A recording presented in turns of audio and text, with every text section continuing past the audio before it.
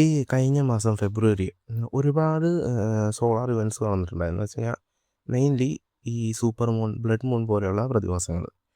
ഈ super മൂണിൻ്റെയും blood മൂണിൻ്റെ അതുപോലെ പല പല വെറൈറ്റീസ് ഉണ്ട്. ഇതിൻ്റെയൊക്കെ കാരണം എന്താണെന്നറിയോ?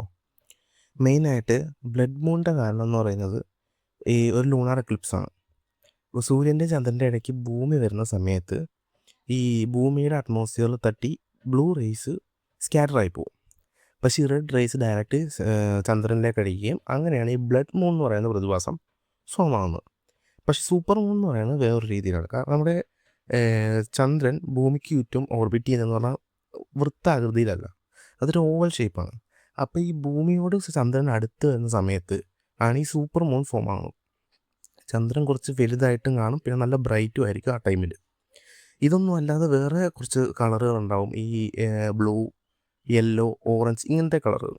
ഇതിന് കാരണം എന്ന് പറയുന്നത് ചന്ദ്രൻ ഹൊറൈസണോട് അടുത്ത് വരുന്ന സമയത്ത് സൂര്യപ്രകാശം ഭൂമിയുടെ അറ്റ്മോസ്ഫിയറിൽ തട്ടിയിട്ട് ചന്ദ്രനിലേക്ക് പോകും. ഈ സമയത്ത് ഭൂമിയുടെ അറ്റ്മോസ്ഫിയറിലുള്ള ഡസ്റ്റ് പോലത്തെ പാർട്ടിക്കിൾസിലേക്ക് കാരണം പല കളറുകളായിരിക്കും ചന്ദ്രൻ ഉണ്ടാകുന്നത്. ഇങ്ങനെയാണ് പലതരത്തിലുള്ള കളറിലുള്ളതും ഒക്കെ ആയിട്ടുള്ള മൂൺ ഫോം ആകുന്നത്.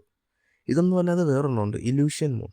അതെന്താണെന്ന് വെച്ച് കഴിഞ്ഞാൽ അത് നമ്മുടെ ബ്രെയിനിൽ തോന്നുന്ന ഒരു കാര്യമാണ്.